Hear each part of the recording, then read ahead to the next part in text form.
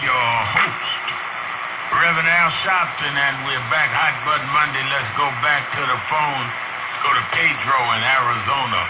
Pedro, you're keeping it real with Al Sharpton. Well, thank you very much, Reverend Al. Good afternoon to you, and good afternoon to everybody listening to your show. Reverend Al, you said something earlier in the show about not participating if you don't get involved. And my saying is, if you don't participate, you may evaporate. And by that I'm saying is that we're seeing what's going on right now with the GOP. And Reverend Al, the story right now, all eyes should be focused on what's going on here in Arizona. Next Tuesday, we have a very special election. Debbie Lasko, the GOP candidate, running against Dr. Hiro Teperneni, the Democratic candidate. And let me tell you something, Reverend Al, it is just criminal what the GOP is doing to Dr. Teperneni, putting in so much money to disgrace her and to make people feel afraid that if they vote for her, they may be voting for the end of things as they know it. I think, Reverend Al, that maybe what you should do is you should reach out to her and have her come on your program, and so that the people can get to know who she is. Because, as I said, the Republicans are just doing so much to discourage people from coming out next Tuesday and voting for her. And one of the things... The election is next Tuesday? Yes, sir, it is. Yes, sir. It certainly is, and I think it would be good if your producer could reach out to her candidates, to her office, and get Dr. Teperneni on the show, because I think she needs to have a national voice. All right, let's look into that. Doing everything they can. I think that's a good suggestion. Thank you for your call. That's a good suggestion. Let's go to Anita in Chapel Hill, North Carolina, WAUG 750. Anita? Hi, Reverend Al. How are you? I'm good. How are you? I'm okay. I called because I wanted to say something about Joe Biden. I didn't vote for Hillary Clinton. I just couldn't vote for our first woman president, saying that it's okay to have, the abortions for women. I feel like that's a bad situation for females.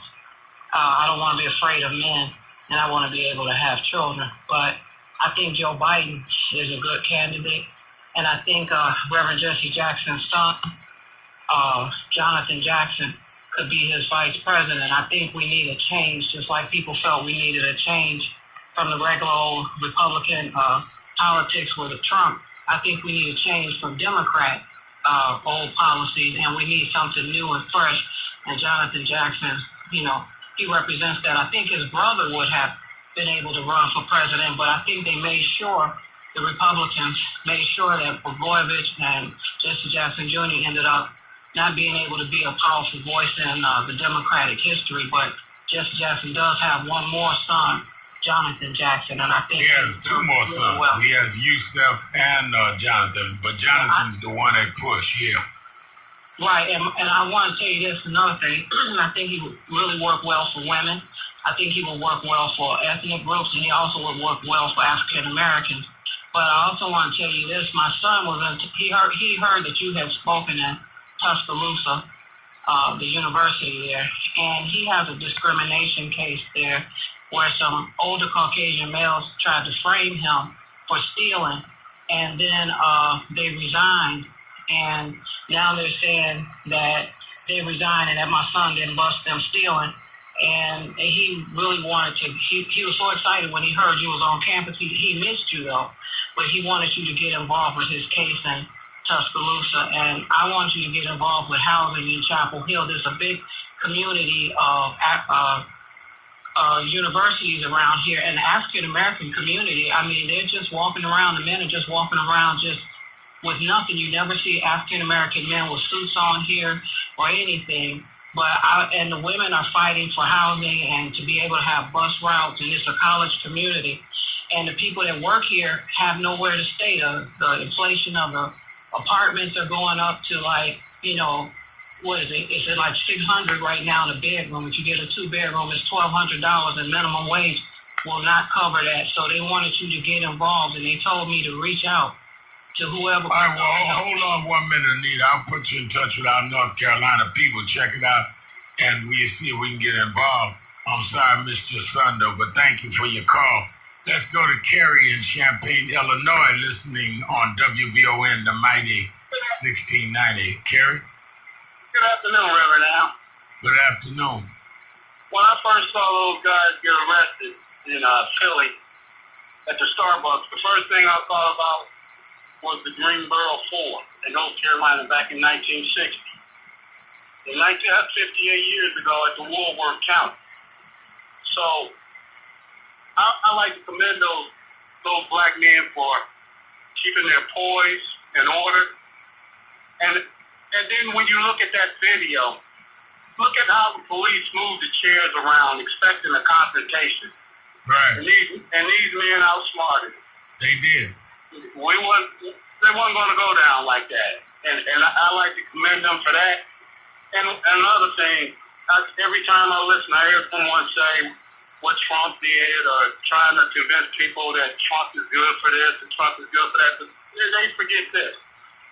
Your biggest election is about to come up, the midterms. That's a Super Bowl. You got to change the people, and I'm talking about you got to get the Democrats in the House and the Senate. We need to win those seats. Your biggest election is getting ready to take place, and you can't get on there talking about you didn't want to vote for Hillary Clinton because she was this and that. You got to remember who's passing these bills. When those legislations go across for voter suppression, the tax bill, and there's a lot of others, Reverend Al, you can name them even way better than I can, that those bills got to stop going across to hurt us as a people.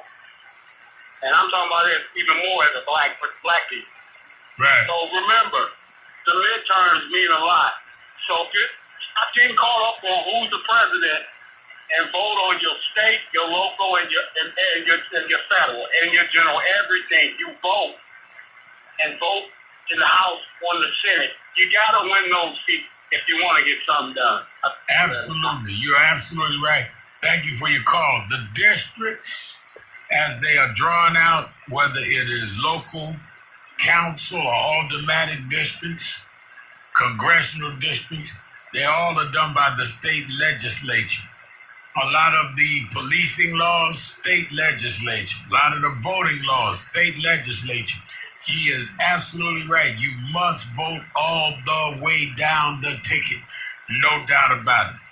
Let's go to Marcus in Atlanta, Georgia, Sirius XM 126. Marcus. Yes, Reverend Al, thanks so much for taking my call. I want to talk about Syria, but I want to make one point about the Starbucks. You said it so well. It is the institutions that are supposed to serve and protect that are failing us even more than these corporate entities. We can organize, we can boycott where it's a corporate entity, but how do we boycott the police? This is the point that you made a couple of years back. You said, how often are people arrested for resisting arrest? But there's no primary offense. And so we have got to figure out a way to get it through to it. I don't care if they're black, they're white, these police chiefs, that they have to be responsible for serving the public. And it was totally out of line for them to be arrested for trespassing when they weren't trespassing. People sit in Starbucks 8 hours on Wi-Fi and drink one cup of coffee, and then they don't bother those folks.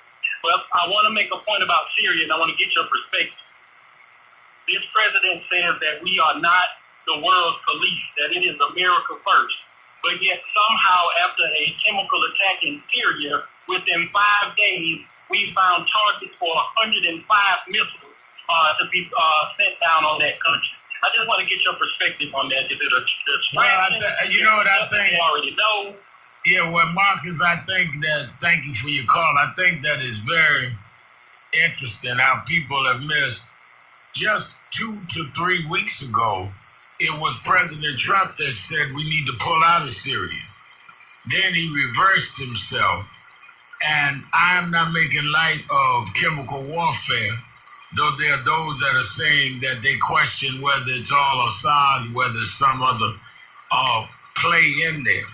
But you've got to just on his face, whether you believe conspiracy theories or not, facts are fact. The fact is that he was on his way out of Syria.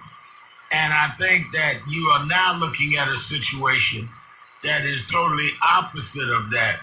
And we're going to see where it goes. Now, Putin had the UN Security Council have an emergency meeting on Saturday, and he did not get them to denounce the airstrikes.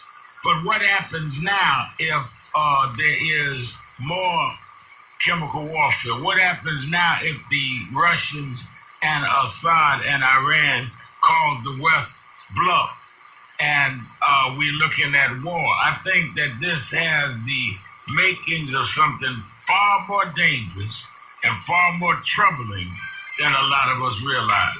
Thank you for your call. We'll be right back. Keep it real. 1-877-532-5797. Shopton. Be right back.